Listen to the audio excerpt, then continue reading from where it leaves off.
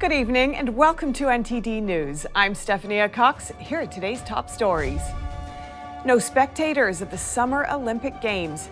That's because Tokyo is in a state of emergency and the WHO is sounding the alarm over the mutating Delta variant that's been found in over 100 countries. Former President Trump's lawsuit against big tech is based on a unique legal theory that some say could change the nature of the internet. Trump's legal team argues that Facebook, Twitter, and YouTube should be held to the same First Amendment standards as the government. A financial disclosure reveals House Speaker Nancy Pelosi's husband bet millions of dollars on big tech companies. His transaction was completed just 1 week before a House committee passed antitrust bills targeting big tech. North Dakota is suing the Biden administration for suspending new oil and gas leases on federal land and water. The lawsuit says the suspension will cost the state hundreds of millions of dollars in lost revenue. California's state senators are introducing a bill to legalize psychedelic drugs. They claim it's meant to help veterans and people of color. But African-American community leaders say they are against being used as scapegoats for policies.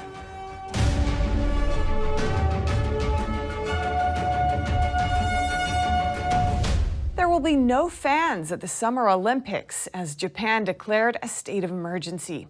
This comes as CCP virus cases in the country surge and its vaccination rate is relatively low.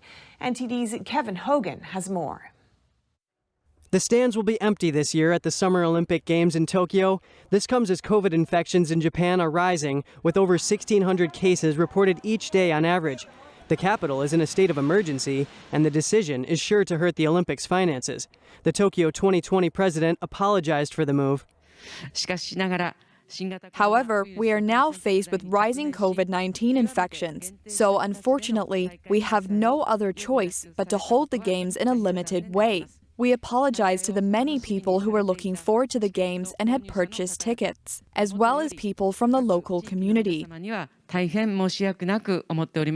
The fourth state of emergency in Tokyo will run from Monday until late August, according to Japan's Prime Minister Yoshihide Suga. As a result, bars and restaurants will be asked to stop selling alcohol during that time as the country grapples with the highly contagious Delta variant. In the Tokyo metropolitan area, the number of infected people is clearly starting to increase. One of the reasons for this, in addition to the increase in people's movements, is the influence of the new mutated strain, the Delta variant, which is pointed out to be 1.0 times more infectious than the Alpha variant. The ban on spectators effectively shoots down the Olympics' hope for pomp and public spectacle. But on the bright side, the competition will take place from July 23rd to August 8th. Kevin Hogan, NTD News. As of Wednesday, more than 4 million people around the world have died from the CCP virus. Meanwhile, the highly contagious Delta variant is spreading to more than 100 countries. WHO experts say variants are currently winning the race against vaccines. The world is at perilous point in this pandemic. We have just passed the tragic milestone of 4 million recorded COVID-19 deaths, which likely underestimates the overall toll. WHO officials and experts discussed the latest situation with the pandemic at a press conference on Wednesday. They said almost all regions have seen increasing cases over the past weeks. The only region that had a decline in cases was the Americas. Variants are currently winning the race against vaccines because of inequitable vaccine production and distribution, which also threatens the global economic recovery. In recent weeks, the Delta virus variant has set off alarms around the world. It was first identified in India, but is spreading rapidly even in highly vaccinated regions. What we are seeing, though, even in Europe, all regions of WHO have increasing cases in this last week. There's been a 33% increase in cases in the European region in the last week. So this is not a flat curve. This is an increasing curve. The Delta variant is now detected in 104 countries, and the pandemic has taken more than 600,000 lives in the United States. Former President Trump's lawsuit against big tech companies is based on a unique legal theory that some say could change the nature of the internet. Mark Meckler, an attorney and Parler's former interim CEO, spoke with NTD's Melina Weisskopf to break down the case and what it could mean for all Americans facing big tech censorship. Trump's lawsuit against big tech is based on a legal theory that, if successful, could change the nature of the internet. Trump's legal team argues that Facebook, Twitter, and Google should be held to the same First Amendment legal standards as the federal government. The legal theory goes that these companies are essentially state actors in the way that they're acting. One, in that they're so large and powerful, they control such a swath of communication in the world that they have the same level of power as a government. Number two, is that they're acting in coordination, conjunction with, or at the behest or under threat by the government. And I think you see that in the ideology of the Democratic Party and the administration lining up with these companies perfectly. They haven't censored speech about Black Lives Matter protests or about defunding the police, and we know those have caused so much violence last summer. So do you think that this is something that the Trump legal team will use as a basis for their argument? Why or why not? And do you think that it's valid to bring this up in court?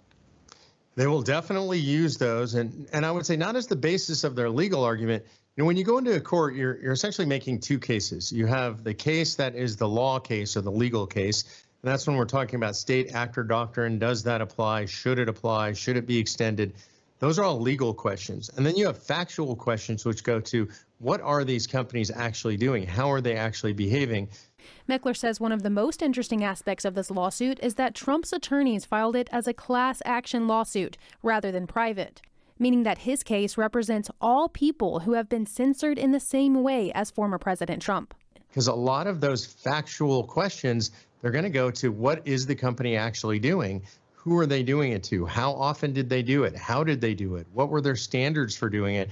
That's going to be part of the determination of whether the class is similarly situated. Meckler says the odds of Trump's legal team getting this far with their case is questionable. But the question of how to handle big tech and its enormous influence over society has been brewing in the judiciary and academia for quite a while.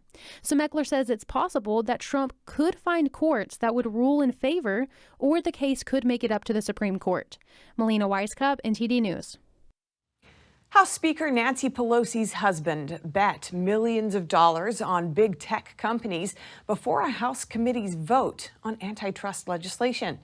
The transactions were disclosed in a filing last week. Here are the details. In the weeks leading up to the House Judiciary Committee's vote on bills aimed at reining in the powers of big tech, Speaker Pelosi's husband, Paul Pelosi, placed a bet of up to $6 million on Google parent company Alphabet, Apple, and Amazon. And he won big. The trade on Alphabet netted him a $4.8 million gain, and with the share price jumping, it's since risen to $5.3 million.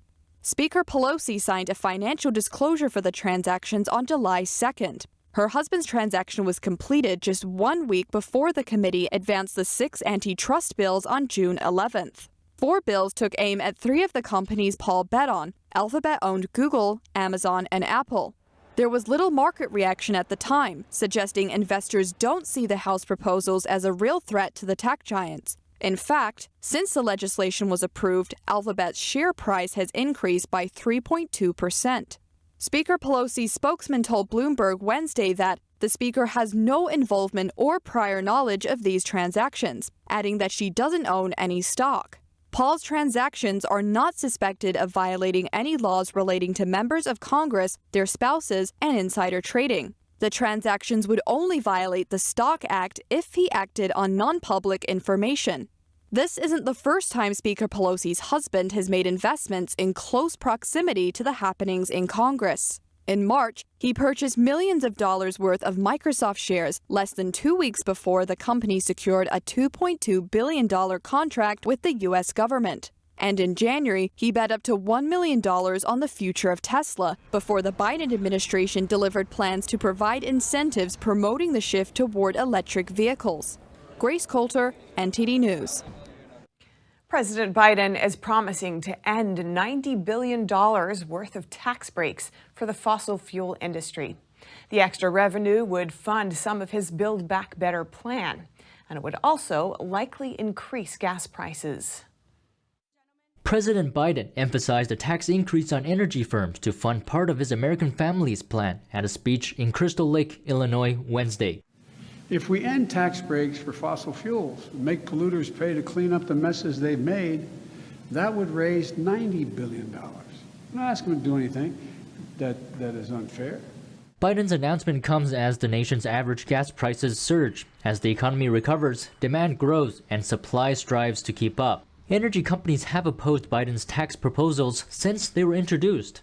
According to The Hill, American Petroleum Institute President Mike Summers says increased tax on American energy will only undermine economic recovery and job creation, push natural gas and oil investments overseas, and lead to less government revenue, not more. Democrats are hoping to pass Biden's American Families Plan and part of his jobs plan through a reconciliation process in the Senate. Republicans have vowed to stop it. To fund his plans, Biden wants to increase taxes on big corporations and wealthy Americans and implement tighter IRS enforcement.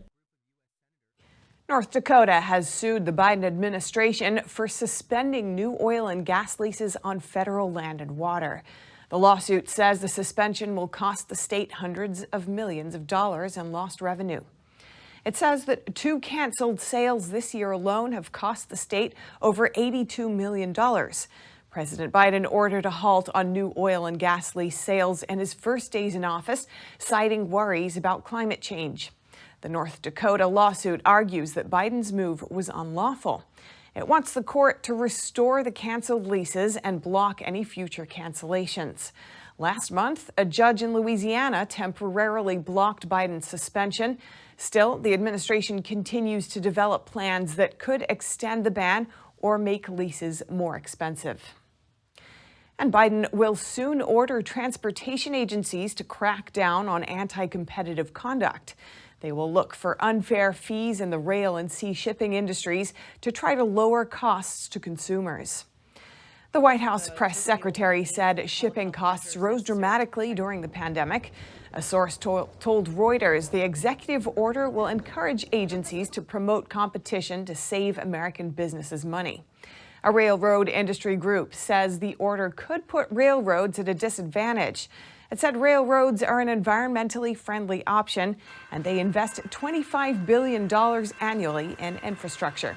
The order will also address non-compete agreements for workers, licensing, defense contracts, cell phones, agriculture, and antitrust enforcement. And 6 months has passed since the U.S. Capitol was fenced, but the structure is set to come down tomorrow. Capitol Police said in an email to all Congress members that removal is expected to begin as early as Friday, July 9th, and conclude within 2 to 3 days, weather permitting. But the Capitol will remain closed to most visitors. The closure is already the longest in its history, about 16 months since the pandemic started. In the weeks after the January 6th Capitol breach, thousands of National Guard troops were deployed and 7-foot fencing was installed to protect the complex. And California's legislators continue to push for the legalization of psychedelic drugs. A bill aims to do so in the name of helping people of color. However, African-American community leaders say they're against political scapegoating. Here's NTD's Cynthia Kai with more. California's African American community leaders are speaking out against Senate Bill 519. Introduced by Senator Scott Wiener, the bill aims to legalize certain hallucinogenic drugs. Wiener claims the bill is meant to help veterans and people of color manage their mental health needs. But let's be clear that there's another reason, and that is that the racist war on drugs, which has fueled mass incarceration and torn apart communities, particularly communities of color, but not made us any safer. However, community leaders disagree with Wiener's reasons. We are not the scapegoats who make drugs legal in this country. We are not. If there is a senator, an assembly member, anybody that is an elected official that has a concern for the injustices of the African American community, write in that policy that speaks to that specifically. We don't need more drugs. At this time, we just straight oppose. Our community opposes SB 519 completely, and we just need more structure. Let it stay in the hands of the physicians, the professionals, and not in the hands of our politicians. Community leaders say the bill, if passed, will cause more harm than good. And that's what's insidious and evil We know with drugs, the devastation that is created in our community, in all communities, red, brown, yellow, black, and white, rich, poor, and everyone in between. According to the U.S. Drug Enforcement Administration, hallucinogenics are a Schedule I drug. This means these drugs have a high potential for abuse and currently no accepted medical use in the United States. If we are very concerned about using these for medicinal value, medicinal reasons, go through the FDA like everybody else. Go through and get it taken off the controlled substance list and have a licensed physician, have a licensed therapist or psychiatrist who can handle these drugs and medications, run their trials, do it the right way. Community members across California have been holding protests to oppose the bill. They say the bill will fuel crimes and open the door to the legalization of other drugs. SB 159 is currently in the Assembly Committee on Health and is set for a hearing on July 13th. Cynthia Kai, NTD News, California. Chicago's murderous shootings get a lot of coverage. The problem's been there for a long time, and the extent of that carnage often casts a shadow over the noble, hopeful work for change on the ground. NTD's Miguel Moreno has a story about a group in Chicago that's filling a void for young men. Over 100 people were shot, nearly 20 killed in Chicago this Independence Day weekend. This violence isn't anything new, so the problem can look hopeless. I am. But on the ground, In the making. mentors like this one Every failure is a ladder towards greatness. are empowering young men to help make a difference in the city. You know, turn on the news and they see 100 people shot and they just like, oh, the people don't care. It's a lot more than the people don't care. It's a lot of people that care.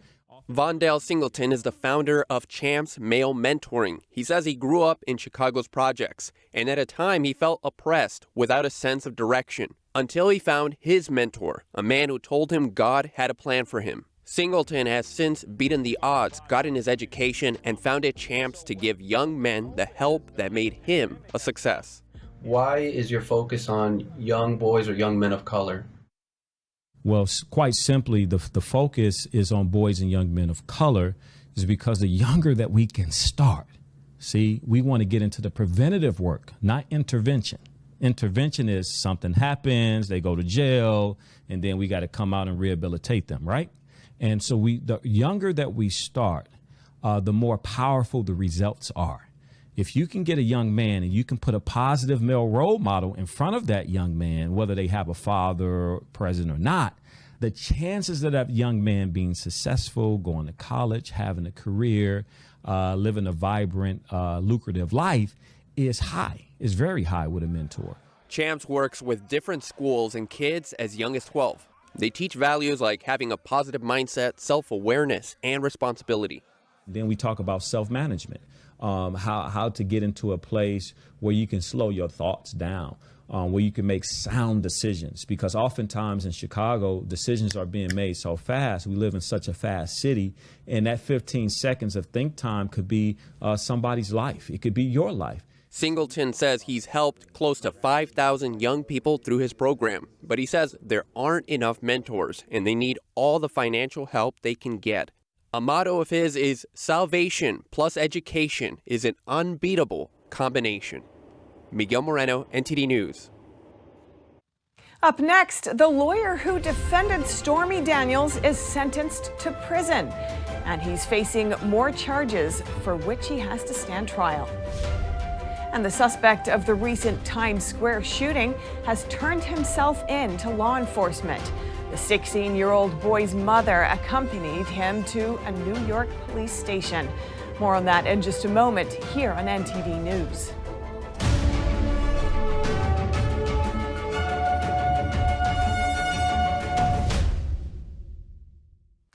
After defending clients in court, Michael Avenatti is now getting convicted himself. NTD's Arian Pazdar has the story from the federal courthouse in Manhattan. Lawyer Michael Avenatti, you can see him right here behind me. He thought he could make easy money by extorting millions of dollars from Nike. He basically threatened them with bad publicity, but it didn't work, and instead he got sentenced to go to jail. This happened right now here at the federal court in Manhattan. Avenatti is best known for defending adult film star Stormy Daniels in her case against former President Trump. Now he's on the other side of the law. Prosecutors wanted to see him behind bars for 8 years, but the judge decided to cut the sentence down to 2.5 years. Michael and we all are gratified and pleased that the judge recognized today that the draconian sentence that was recommended by probation and that was requested by the government was not appropriate. The judge who sentenced Avenatti said that he got drunk on too much power. Avenatti used claims brought up by one of his clients for his own agenda, which was to extort millions of dollars from Nike for himself. But according to his attorney, he has now changed. It's been a pleasure to get to know a new Michael Avenatti. He is deeply humbled as a result of this experience. On top of all of this, Avenatti will have to attend court in Los Angeles later this year for fraud charges. And he'll be coming back to Manhattan next year in a separate case because he's also charged with cheating his former client, Stormy Daniels. Arian Pastar, NTD News, New York. A 16-year-old male has claimed responsibility for a recent shooting in New York's Times Square and surrendered himself to police. The shooting on June 27th left an innocent bystander injured. Accompanied by his mother, the teen turned himself in at the Midtown South Precinct Station House Wednesday. He's charged with attempted murder as well as assault, reckless endangerment, and criminal possession of a weapon. According to New York Daily News, the teen has 3 prior felony arrests, one of them a gun possession charge. The NYPD will not identify the suspect due to his age. Police say a man pulled out a gun and started firing during an argument between rival breakdancers. The injured bystander is a 21-year-old Marine. He was taken to the hospital and released later that day. And you still can't take a gun through airport security. TSA agents confiscated more than 70 guns at checkpoints over the holiday weekend. More than half of the firearms were loaded. Screeners also stopped a passenger traveling with a hatchet in Boise, Idaho, a passenger with brass knuckles in Chicago, and one carrying 13 firecrackers in Norfolk, Virginia. The TSA says most of the travelers caught with firearms said they forgot the gun was in the bag.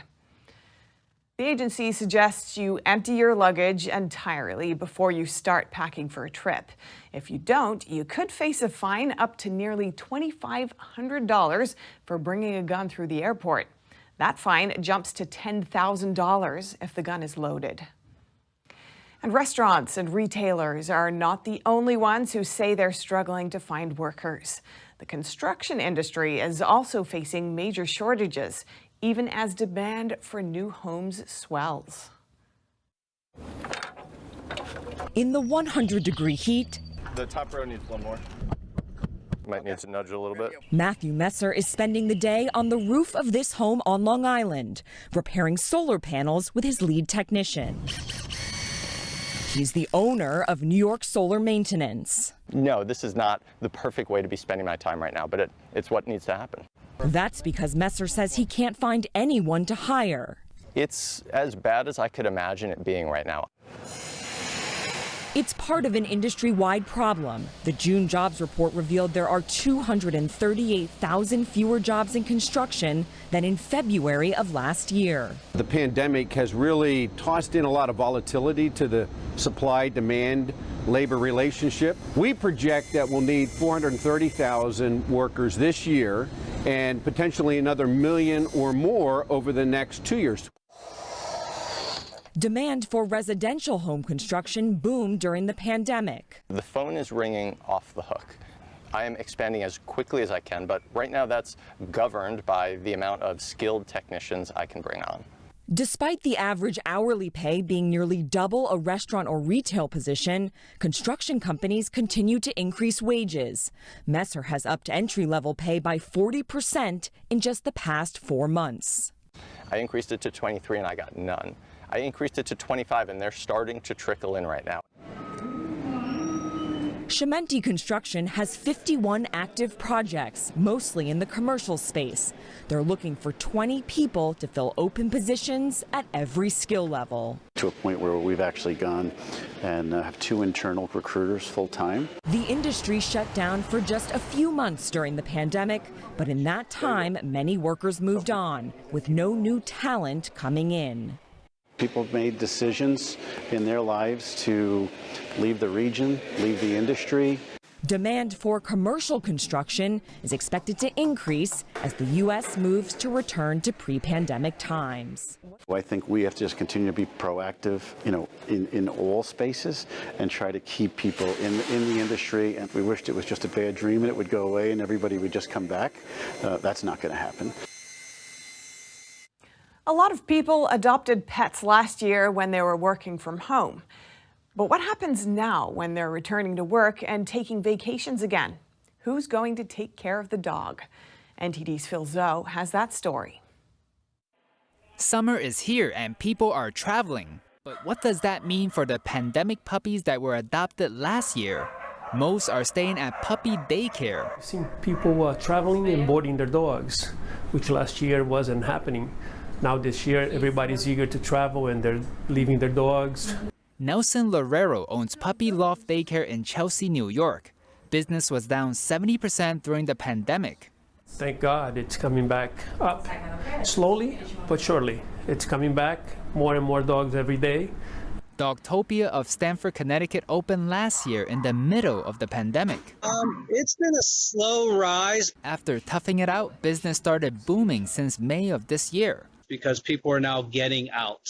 They're taking vacations. They're going away for the weekend. So our weekend boarding numbers have gone up by 300%.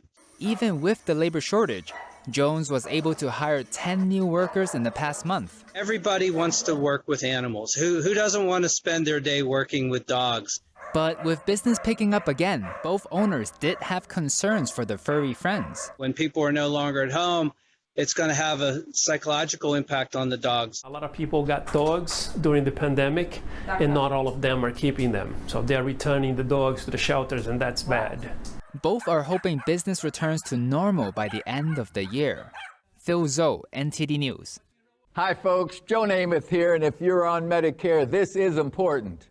You're now entitled to eliminate co-pays and get dental care, dentures, eyeglasses, prescription coverage, in-home aids, unlimited transportation, and home-delivered meals, all at no additional cost.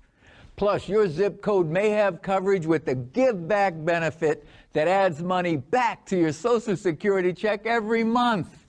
I called to get dental, transportation, meals, and the Give Back benefit. With this virus situation, I called to get everything I'm entitled to. I couldn't believe I was missing out on so many benefits. With the uncertainty of the virus, you need to get everything you're entitled to. Millions of people have trusted the Medicare Coverage Helpline. You can too. Call now. It's free. Call 1-800-764-1930. That's 1-800-764-1930 now. The wait is finally over. Shen Yun returns to the stage with an all-new production filled with beauty, majesty, and a powerful message of hope. Discover the lost culture of ancient China. Discover this season, Shen Yun 2021. Coming to the Palace Theater, July 24th and 25th. Tickets at shenyun.com/Stanford, 888-90-SHOWS. Hey, Bobo, do trees tell each other stories? I'm sorry. I'm afraid I don't know that. Hey, why don't we go find out? Listen. Can birds draw pictures? I don't have an answer for that. Dad, do stars visit their friends? Look!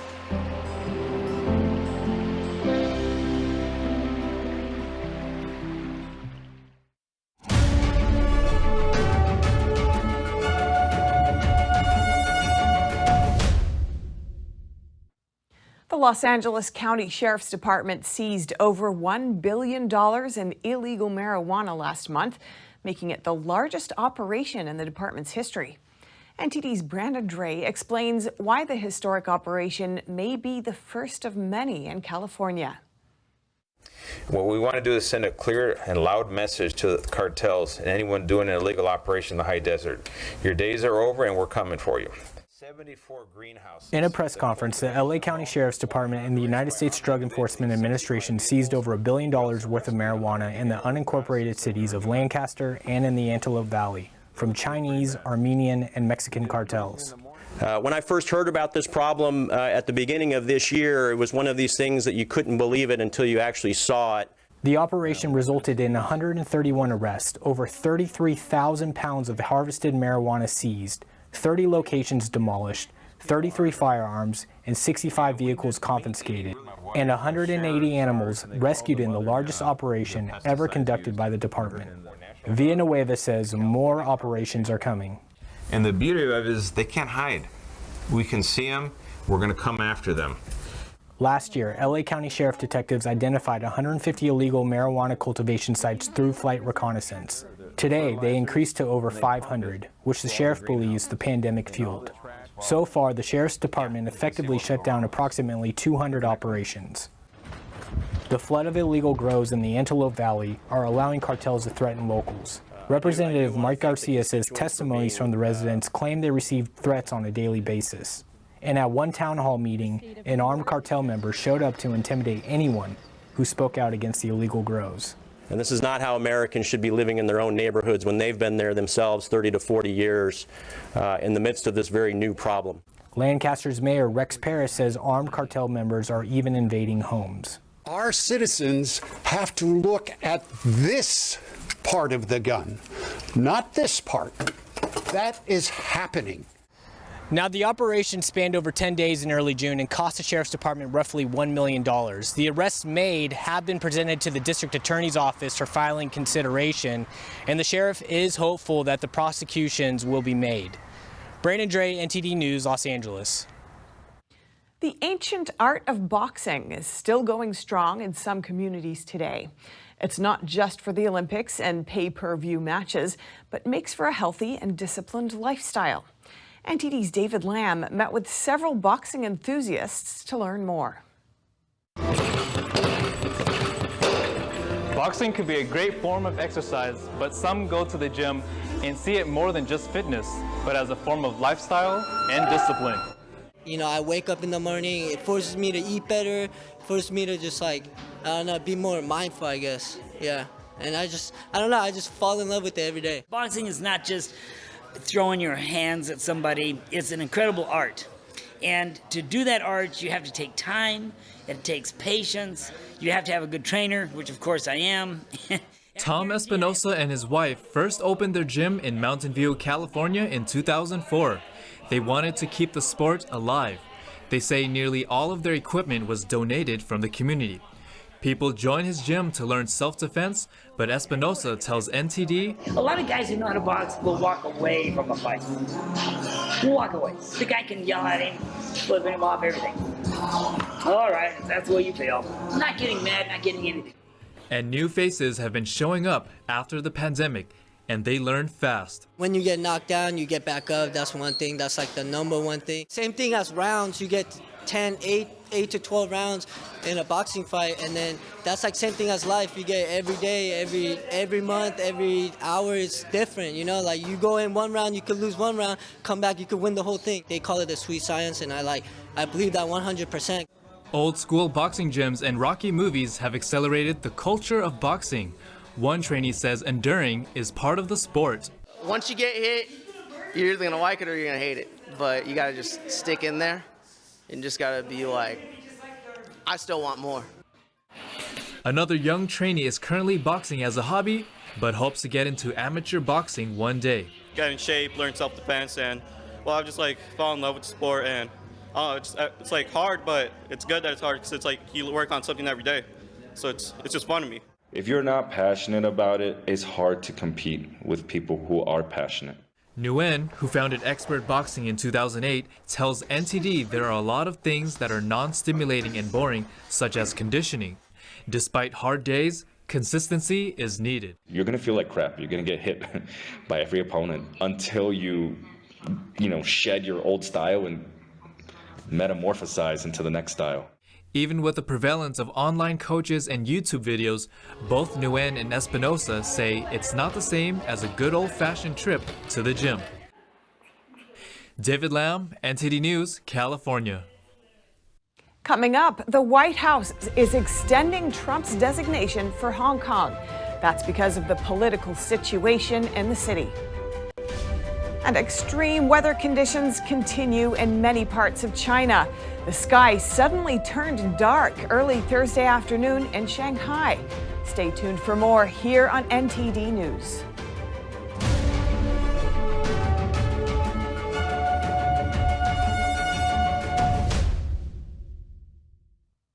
President Biden is extending the U.S.'s national emergency status for Hong Kong for another year. The status gives the U.S. president extensive powers to impose sanctions on external entities seen as a threat to the U.S. The White House says the situation in Hong Kong poses an extraordinary threat to U.S. national security, foreign policy, and the U.S. economy. Former President Trump signed the original national emergency declaration last July after Beijing imposed a draconian national security law on Hong Kong. The updated announcement says Beijing's recent actions to fundamentally undermine Hong Kong's autonomy contributed to their decision. And EU lawmakers are calling for a diplomatic boycott of the 2022 Beijing Olympics. They are urging EU officials not to visit Beijing for the Games. NTD's Tiffany Meyer brings us more.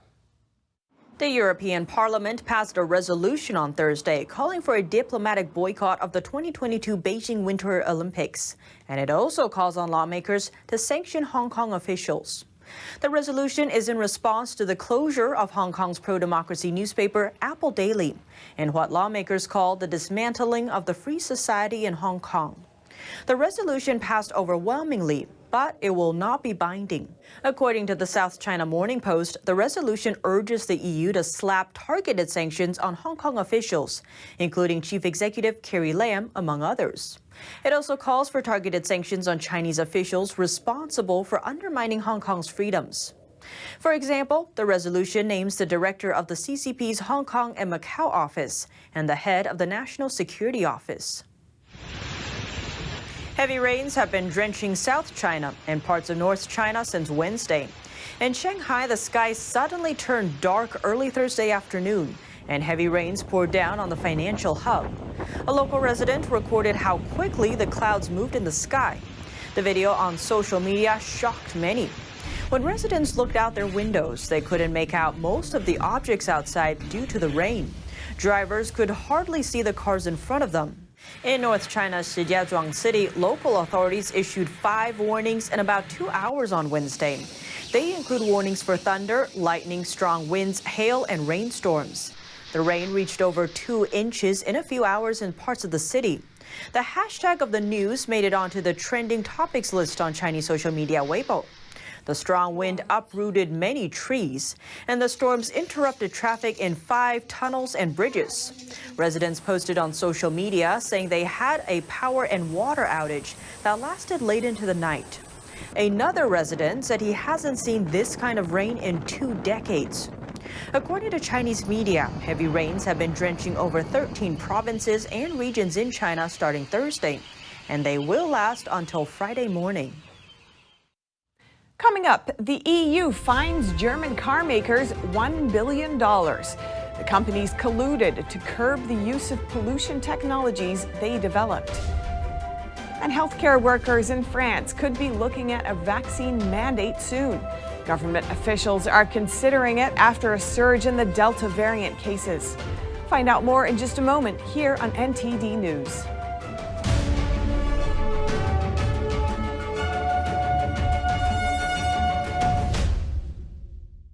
Hello, I'm Mike Lindell, inventor of MyPillow. Thanks to your support, you've helped make MyPillow become one of the fastest growing companies in America. Over the last 12 years, you've helped MyPillow create thousands of jobs right here in the USA. When I got MyPillow, I'm asleep almost immediately. I stay asleep at night and I wake up more well-rested in the morning.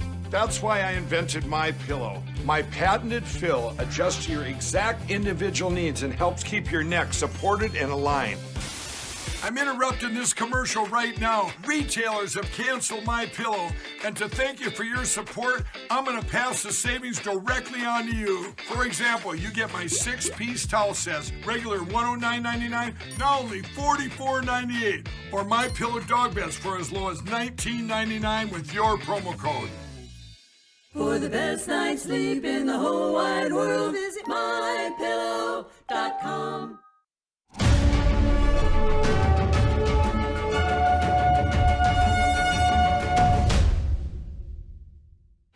The EU just fined BMW, Volkswagen, and others $1 billion.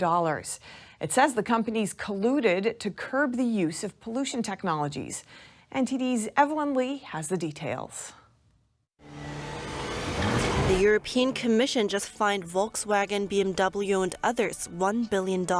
It says they colluded to limit the development of car emission control systems.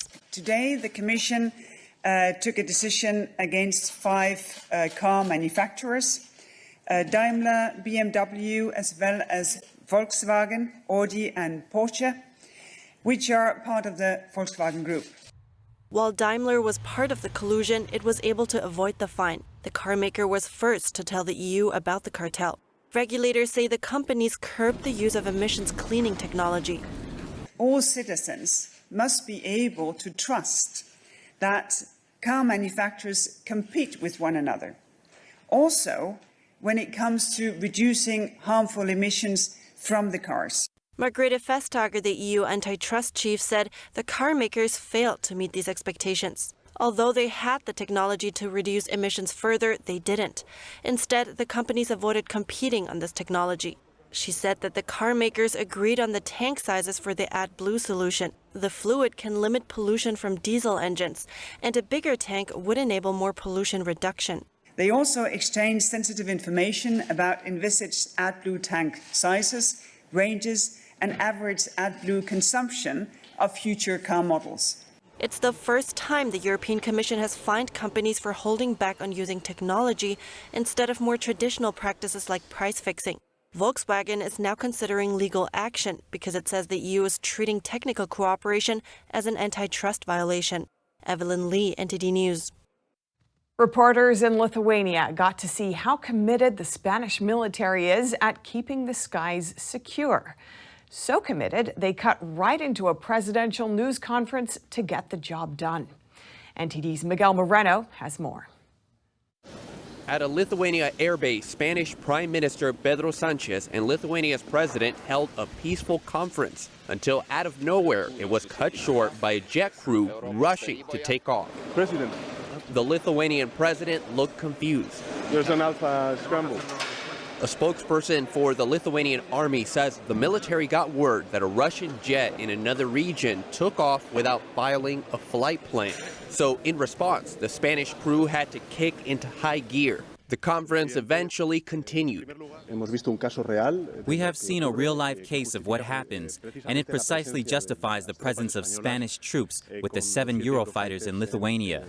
According to Reuters, Russian jets often fly without filing a flight plan. Miguel Moreno, NTD News.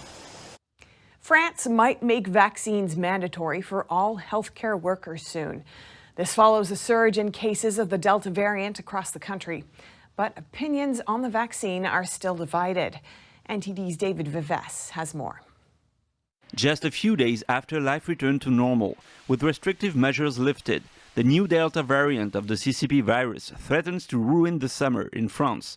That's according to a French government spokesperson, who warned that a fourth wave might be coming, as the highly contagious Delta variant now represents around 40% of new COVID-19 infections in France. French President Emmanuel Macron said on July 7th that he would take new measures. One of these might be making vaccines mandatory for healthcare workers. This would include nurses, doctors, and other staff in both public and private hospitals. But this measure could be controversial, as there are different opinions on the vaccine efficacy.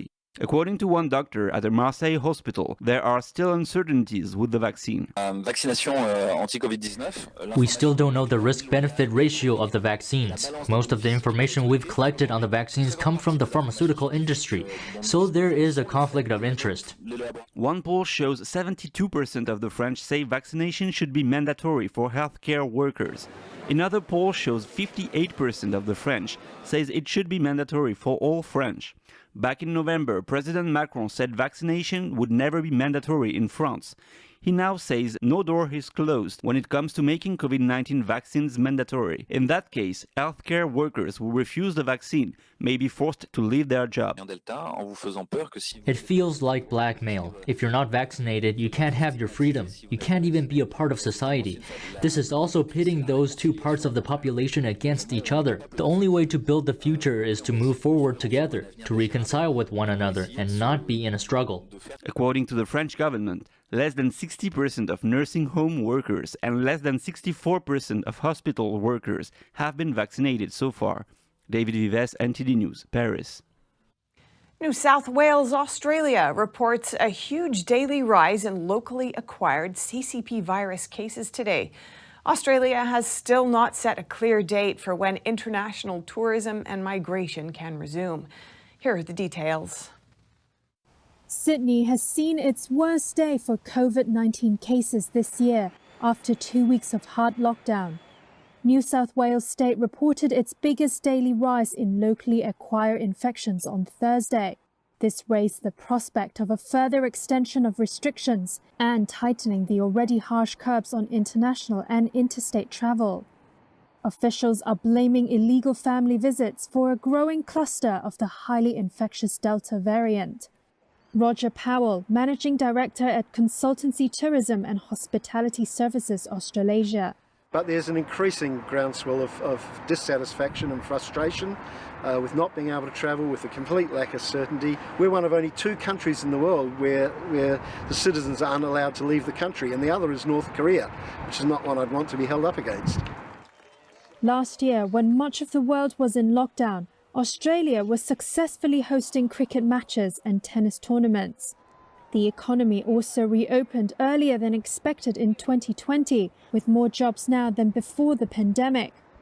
But with the new virus outbreaks in recent weeks and a chaotic vaccine rollout, Australia is yet to announce any firm time frame for international borders to fully open. As crowds in London watch Wimbledon and the Euro Cup soccer finals, Australians confront new disappointments, with the Melbourne Formula One Grand Prix cancelled and holiday plans scuppered. Sydney resident Nicole Powell booked 5 cruises when the industry reopened. And bit by bit, they've just, all being cancelled, which is really disappointing, because I've been so looking forward to getting back to cruise ships and that lifestyle again. She says she would welcome the idea of cruises that only allowed vaccinated people on board. And her views are echoed by business owners like Philip Coynes, director of Oxford Travel, who hope faster immunisation would return some freedoms.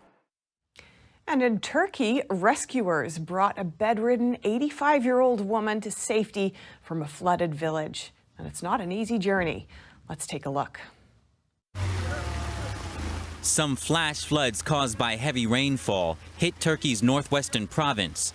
A heartwarming video released by the local authorities showed bedridden resident Adile Karatas being taken out of her flood-hit village in a mountainous area, first in an excavator and then up a hill through thick vegetation, across rocks and past a forest to eventually reach the vehicle that drove her to safety. Karatas is unable to walk and could not move out of her flooded home on her own. Turkish authorities said on Thursday more than 100 stranded residents were rescued after roads to 4 villages were severely damaged in heavy downpour and dozens of homes were evacuated. England fans are counting down to the Euro 2020 final on Sunday, anxiously and with over 50 years of expectation. NTD's Eddie Aiken has the story. England's long-suffering fans finally have the chance of a major victory after waiting over half a century. For some of them, the wait was long, but worth it. Listen, years and years and years of never getting this far. Watching the game with my 9-year-old last night, who thinks this is how England plays now and how we win. It's great for the future, isn't it? Can't wait. It's good to be alive to actually see it, to be honest. So I never thought I would. So he's done a great job, Gareth, hasn't he? One fan decides not to work on the Monday following the final, so that he can enjoy the game even more.